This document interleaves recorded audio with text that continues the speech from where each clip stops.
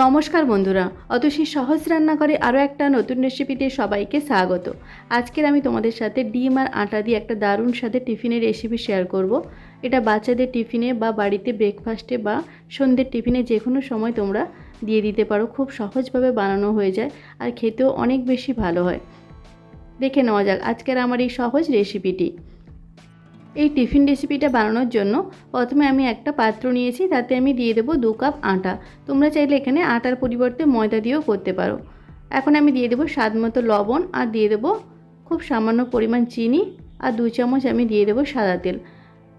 এই সব কিছু দিয়ে শুকনো অবস্থায় খুব ভালোভাবে আটাটা ময়াম দিয়ে নিতে হবে। ভালো করে ময়াম দেওয়া হয়ে গেলে অল্প অল্প জল দিয়ে একটা ডো বানিয়ে নিতে হবে। যেমন রুটি বানানোর সময় আমরা ডো রেডি করি, ঠিক সেইভাবেই ডোটা রেডি করে নিতে হবে। একসাথে বেশি জল দিলে হবে না, তাহলে ডোটা পাতলা হয়ে যেতে পারে। তাই অল্প অল্প জল দিয়ে এইভাবে একটা সফট ডো রেডি করে নিতে হবে। দেখো ডোটা আমার রেডি করা হয়ে গেছে। এখন ডোটা আমি 5 মিনিটের মতো রেস্টে রেখে দেবো। এদিকে আমি আরও একটা মিক্সিং বোল নিয়েছি, তাতে আমি দিয়ে দিয়েছি 4টে ডিম। এখন আমি দিয়ে দেবো সামান্য পরিমাণ একটু কোচানো পেঁয়াজ, ঝালের জন্য দিয়ে দেবো কোচানো কাঁচা লঙ্কা আর দিয়ে দেবো সামান্য পরিমাণ ধনেপাতা কুচি। এখন আমি দিয়ে দেবো স্বাদ মতো লবণ, খুব সামান্য পরিমাণ লঙ্কার গুঁড়ো আর দিয়ে দেবো গোলমরিচের গুঁড়ো। গোলমরিচের গুঁড়োটা দিলে খেতে অনেক বেশি ভালো হয়। আর দিয়ে দেবো হাফ চামচের মতো আমচুর পাউডার। এই সব কিছু দিয়ে ডিমটা খুব ভালো করে ফেটিয়ে নিতে হবে। একটা চামচ দিয়ে ডিমটা খুব ভালো করে ফেটিয়ে নিতে হবে।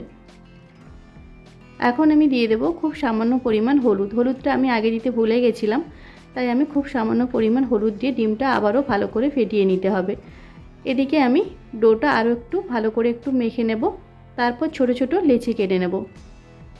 রুটি যেমন লেচি কাটি তার থেকে একটু ছোটোই লেচি কাটতে হবে। দেখো এইভাবে ছোট ছোট সমস্ত লেচিগুলো আমি কেটে নেব। এখন আমি একটা বেলনি চাকতি নিয়েছি, খুব সামান্য পরিমাণ আমি একটু আটা ছিটিয়ে নিয়েছি। এখন আমি রুটির মতো বেলে নেব। খুব বেশি পাতলাও নয় আবার খুব বেশি মোটাও নয়। এইভাবে দেখো এইভাবে ছোট ছোট রুটির মতো বেলে নিতে হবে। সমস্ত লেচিগুলো থেকে আমি রুটির মতো এরকম বেলে নিয়েছি। টিফিনটা রেডি করার জন্য এরকম একটা বাটি লাগবে। দেখো বাটির মধ্যে খুব সামান্য পরিমাণ আমি একটু আটা ছিটিয়ে দিয়েছি, যাতে খুব সহজভাবে বেরিয়ে আসে। এখন আমি যে রুটিগুলো বেলে রেখেছিলাম তার থেকে একটা রুটি আমি দিয়ে দিলাম। এখন আমি দিয়ে দেবো ডিম, যে ফেটিয়ে রেখেছিলাম ডিমটা সেখান থেকে আমি 2 চামচ দিয়ে দেবো ওই রুটির ওপরে। ডিমটা আমি দিয়ে দিয়েছি। এখন আমি দিয়ে দেবো চিজ। একটু আমি গ্রেট করে চিজ দিয়ে দেবো, তবে চিজটা তোমরা নাও দিতে পারো। চিজটা দিলে টিফিনটা খেতে বেশি ভালো হয়। এখন আমি ওপর থেকে আরও একটা রুটি এরকম দিয়ে দেবো। রুটিটা দিয়ে এইভাবে খুব ভালো করে মুখটা আটকে দিতে হবে। তোমরা চাইলে এই বাটির মাপে তোমরা কেটে নিতে পারো আর এক্সট্রা এই রুটিটা ফেলে দিতে পারো, তবে আমি এই এক্সট্রা রুটিটা ফেলবো না। ভালো করে মুখটা আমি আটকে নিয়েছি। এদিকে আমি ভাজার জন্য একটা প্যান বসিয়ে দিয়েছি। এখন আমি দিয়ে দেবো সাদা তেল। আমি এখানে অল্প তেলেই ভাজবো, তোমরা চাইলে ডিপ ফ্রাইও করতে পারো। তেলটা গরম হয়ে গেলে বাটিটা ধরে এরকম উল্টে দিতে হবে। দেখো কত সহজভাবে বেরিয়ে আসলো। এখন গ্যাসের ফ্লেমটা লো টু মিডিয়াম ফ্লেমে রেখে উল্টে পাল্টে লাল লাল করে ভেজে নিতে হবে। যেহেতু আমি অল্প তেল দিয়ে ভাজছি তাই একটু টাইম লাগবে, তবে বেশি পরিমাণে তেল দিয়ে ডিপ ফ্রাই করলে খুব তাড়াতাড়ি ভাজা হয়ে যাবে। একটু টাইম নিয়ে উল্টে পাল্টে লাল লাল করে ভেজে নিতে হবে, যেহেতু আমি অল্প তেল দিয়ে ভাজছি। দেখো এইভাবে সমস্ত আমি টিফিনগুলো রেডি করে নিয়েছি। একইভাবে আমি সমস্ত টিফিনগুলো রেডি করে নিয়েছি। এখন আমি একটা প্লেটে সার্ভ করে তোমাদের আমি দেখাচ্ছি। দেখো আর ভিডিওটা দেখেই তোমরা বুঝতে পেরেছো কত সহজভাবে এই টিফিনটা রেডি হয়ে গেল। আর এটা অবশ্যই তোমরা বাড়িতে বানিয়ে দেখো, না দেখলে বুঝতেই পারবে না যে এই টিফিনটার টেস্টটা কতটা সুন্দর হয়। তোমরা বাচ্চাদের টিফিনে এটা খুব সহজভাবেই দিয়ে দিতে পারবে, কোনো ঝামেলা ছাড়াই এই টিফিনটা রেডি হয়ে যায়। দেখো আমি তোমাদের একটা কেটে দেখাচ্ছি, ভেতরটাও কতটা সুন্দর হয়েছে।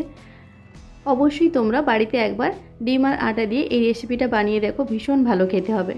আশা করি আজকের ভিডিওটা তোমাদের ভালো লেগেছে। যদি ভালো লাগে তাহলে অবশ্যই একটা লাইক করে দেবে আর কমেন্ট করে জানাবে কেমন হয়েছে আজকের রেসিপিটা।